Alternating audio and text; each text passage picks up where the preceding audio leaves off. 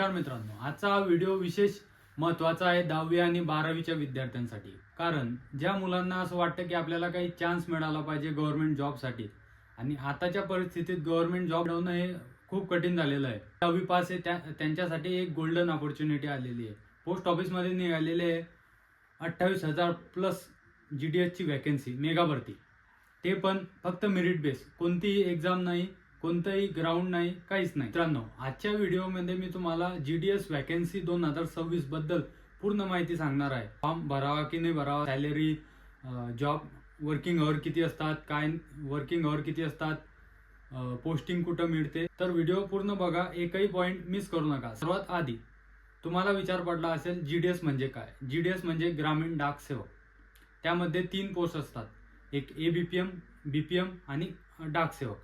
BPM आणि ABPM हे branch ऑफिसला काम करतात आणि डाक सेवक हे सब ऑफिस किंवा हेड ऑफिसला काम करतात. ही नोकरी पोस्ट ऑफिस अंतर्गत येते, म्हणजे पूर्णपणे सेंट्रल गव्हर्नमेंट जॉब आहे.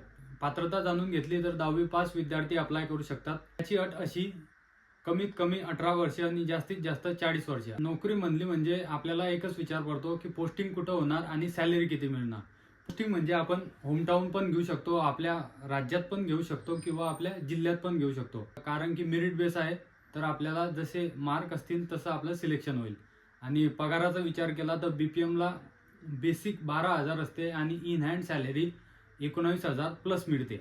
आणि ABPM ला बेसिक 10,000 असतो आणि इन हँड सॅलरी 16,000 प्लस मिळते. सगळ्यात महत्त्वाचा मुद्दा म्हणला म्हणजे कोणतीही परीक्षा नाही, सिलेक्शन 10वीच्या मार्कांवरती मेरिट बेस, परीक्षा नाही. तर हा व्हिडिओ तुमच्या उपयोगी वाटला असेल तर लाईक करा, शेअर करा, मित्रांना पण शेअर करा आणि सबस्क्राईब करा.